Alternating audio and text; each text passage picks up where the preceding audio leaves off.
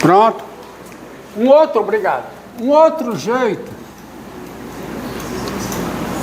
quando aparece isso aqui, ó,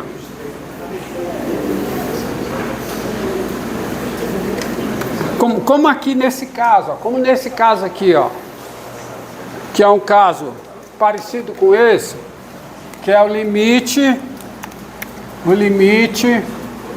aquele exemplo que eu coloquei, limite quando x tende a 3 de raiz quadrada, x tende a 3 não, de x tende a 9, da raiz quadrada de x menos 3 sobre x menos 9. Tá? Qual é o limite do numerador? 0. Pelas minhas proposições, limite do denominador 0. Então eu posso fatorar escrevendo aqui o quadrado da raiz quadrada de x, né?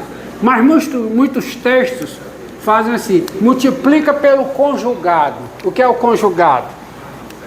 É você fazer assim, ó, isso é igual, silêncio ao limite quando x tende a 9, silêncio, raiz de x menos 3 sobre x menos 9 vezes raiz de x mais 3 sobre raiz de x mais 3. Só que nesse método, em vez de você excluir, em vez de você incluir pontos no domínio, você exclui pontos do domínio. Porque quando você faz isso aqui, o x não pode ser igual a... Não, incluir não tem problema nenhum não, desculpa, falei besteira. Porque aqui, isso aqui sempre é diferente de zero. Então, esqueça o que eu ia dizer. Faz de conta que eu processei aí o vídeo, né? Olha, por que se faz isso, ó? E é igual? Porque agora é o contrário. Isso aqui fica o limite com o x tendendo a 9. Como é que vai ficar em cima, ó? Veja que eu não alterei, porque eu multipliquei por um número e dividi por outro, ou seja, eu multipliquei por 1. Então não mudou nada. Só que quando... Não, eu multipliquei. Quanto é o valor dessa expressão aqui? 1. E o 1 é o elemento neutro da multiplicação. Então quando eu faço isso, vai ficar em cima a diferença pela soma. Como é que fica isso? Diferença dos dois quadrados. Então, quadrado da raiz de x, que dá quanto? X. Menos quadrado de 3, que dá 9. E embaixo fica x menos 9 vezes raiz de x mais 3. E agora o cancelamento, ó. Tá? Cancelamento. Eu fiz diferente daqui, por isso que eu disse. Aqui eu podia também, é equivalente aqui, não tem essa expressão, né? Olha essa expressão. Em vez de eu ir por esse caminho, eu podia pegar essa expressão, chegar aqui e multiplicava numerador e denominador. Entendeu? É o caminho que eu fiz aqui. Há vários caminhos, mas todos têm que dar a resposta correta, tá? Então isso aqui fica... Você entendeu, ó? Entendeu? Pega esse... Em vez de ir por esse caminho aqui, de fatorar aqui embaixo, você pega esse termo aqui, esquece isso aqui, lembra só desse termo. Multiplica numerador e denominador por esse termo. Aí tem o mesmo limite, certo? Aí vem, e aí, eu tô aqui. Então fica o quê? Fica o limite com x tendendo a 9 de quem, hein? De 1 sobre... Esse limite não é indeterminação. E qual o valor dele? 1 sobre 6. Acabou. Tá?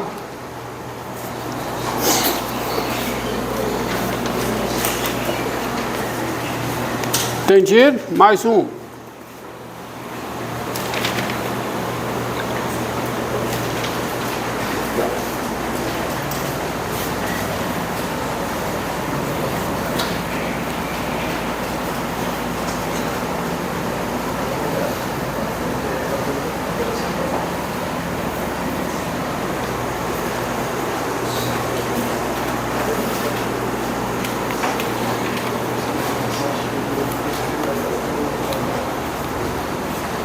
limite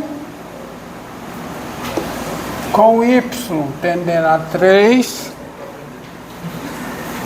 raiz quadrada de y mais 6, menos 3, sobre y menos 3. Como eu prefiro essa abordagem a essa, eu vou nela. Mas primeiro você vê que eu tenho uma indeterminação. Você aceitar que o limite do numerador é 0, pensando dessa maneira, quando o y tende a 3, y mais 6 tem limite quanto? 9. Raiz quadrada do que tem limite 9 tem limite 3. O que tem limite 3 menos 3 tem limite 0. E o denominador tem limite 0. Indeterminação 0 sobre 0. E aí? Como é? Fatora. E eu vou fatorar, eu tenho que criar as condições para fatorar. Então, nessa direção eu faço o seguinte, ó. Olha, eu sou guiado por cima. Guiado por cima, eu sou levado a escrever isso aqui, ó. Y menos 3 é y mais 6 menos 9, não é?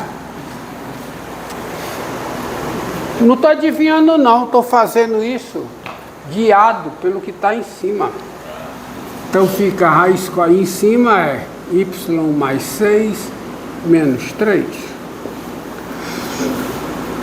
Por que eu fiz isso guiado por cima? Porque agora eu posso pegar limite com y a 3 embaixo. Y mais 6 é o quadrado da raiz quadrada de y mais 6. E o 9 é 3 ao quadrado. Estão vendo? Estão vendo que a saída é essa? Essa saída funciona? Eu vou sair da indeterminação inicial que eu tenho com esse tipo de coisa que eu fiz. Aí agora eu posso fatorar.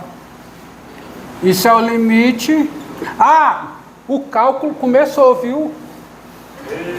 Estão avisados, viu? O cálculo começou. Mas começou desde a aula passada. É o limite quando acabou aquele negócio de revisão. Tá? Ó. Diferença de 2 quadrados. Não é? É o quê? Acabou aquela moleza que estava antes. Agora tá bom. Agora tá melhor que antes. Não é, ó? Utilizando o que foi revisado aqui. E em cima continua o quê? Aí agora o que é que eu faço? Cancelo. E aí eu vou usar a minha proposição. Duas funções que coincidem numa vizinhança do ponto. Vizinhança aberta, estrita de um ponto. Se uma tem limite, a outra terá e o limite é o mesmo. E isso eu consigo quando eu cancelo. Ó. Eu incluo, eu aumento o domínio, né? Eu aumento o domínio agora. Porque eu joguei isso fora. Então isso aqui fica o limite com y tendendo a 3 de quem, hein? De 1 sobre raiz quadrada de y mais 6 mais 3. E aqui dá para calcular o limite. Quanto é que vale o limite? 1 sobre 6. O numerador tem limite 6, então dá um sexto. Não. Tá? Mas exemplo, olha, já faz algum tempo que eu estou sugerindo nos e-mails, naquela mensagem que eu coloco no WhatsApp de toda a aula, exercícios do livro texto, além dos exercícios daquele do Stuart. Além dos exercícios das notas, tem os exercícios do livro texto do finado James Stuart. Já morreu, cara. Diga. que acontece quando as duas têm o mesmo limite, ó? Porque do outro lado tem o limite de 1 sobre 6 e também. A gente pode falar alguma coisa se elas têm o mesmo limite? Coincidência. As três são Né? As três, olha. Coincidência, olha aí, cara. Tinha uma foto. 3 limites iguais. Já pode pedir música no Fantástico. Tá certo? Não. Pronto. É? Quando tem na mesmo limite tem alguma propriedade? Que? É que seus gráficos... Ah, não, mas aqui é no 1, aqui é no 1, desculpe. Aqui é no 1, aqui é no 9, aqui é no 3. Tem nada a ver uma coisa com a outra, tá? Se fosse no mesmo ponto, é que os gráficos estariam convergindo para o mesmo ponto no plano, mas não é o caso. Porque aqui é o limite no 1, aqui é o limite no 9, aqui é o limite no 3. Tá? Ó, eu vou colocar aqui uma proposição cujo objetivo é mostrar a não existência do limite. Ou seja, essa proposição é um critério para você mostrar que não existe o limite. Proposição, tá? E não esqueçam a definição de limite. Não fique com raiva dela, não estranhe, porque senão ela vai ficar ressentida. E do ressentimento vai para a raiva. E da raiva ela aparece de noite puxando as suas pernas. O delta puxando uma e o epsilon puxando a outra. Então, proposição. Sejam. Ó, é diferente, é um pouco diferente da primeira que eu tinha colocado aqui. Ou seja, porque a primeira serve para demonstrar o limite. Essa daqui serve para demonstrar que não existe. Sejam F e G funções. A, um subconjunto de R. P, um número real. E LM, 2 números reais. Tá? Aqui. Se, primeira hipótese sobre as entidades apresentadas. Quais são as entidades apresentadas aqui? 2 funções FG, A um conjunto, P o número real e LM dos números reais. Tá bom? Se P é ponto de acumulação de A. De acumulação de A. O que é ponto de acumulação? É aquela história, né? O ponto de acumulação do conjunto é um número para o qual se aproximam pontos do conjunto. Ou seja, tão próximo de P é ponto de acumulação de A, quanto tão próximo de P, quanto eu queira, existe um elemento do conjunto A. Ou seja, quando o dado delta maior do que 0, existe um x no conjunto A, tal que o módulo de x menos P é menor do que delta e é maior do que 0. Porque existe um elemento em A tão próximo de A quanto eu queira e distinto desse meu elemento, porque próximo é distinto, tá certo? Entendeu? Então, se P é ponto de acumulação de A, segundo, as 2 funções F e G estão definidas em A. E o que é que significa? Uma função está definida no conjunto. O conjunto é subconjunto do domínio. Óbvio, aí é claro, né? Se P é ponto de acumulação de A e A é subconjunto dos 2 domínios, P é ponto de acumulação dos 2 domínios. Além disso, F de x é igual a G de x, qualquer que seja o x em A, ou seja, as 2 funções coincidem em A, vírgula. L é o limite de f de x com x tendendo a P, e M é o limite de g de x com x tendendo a p. Aí a conclusão é o seguinte, é que então, vou botar aqui, então, o limite da f tem que ser igual ao limite da g. Do jeito que está apresentado aqui, isso é muito útil, mas ela não é intuitiva. Dá para demonstrar, claro que dá, a proposição, ela é verdadeira, tem a demonstração está nas notas e também está na aula do bacharelado de matemática que vai estar no YouTube, na turma do bacharelado. Não vou fazê-la para vocês, tá?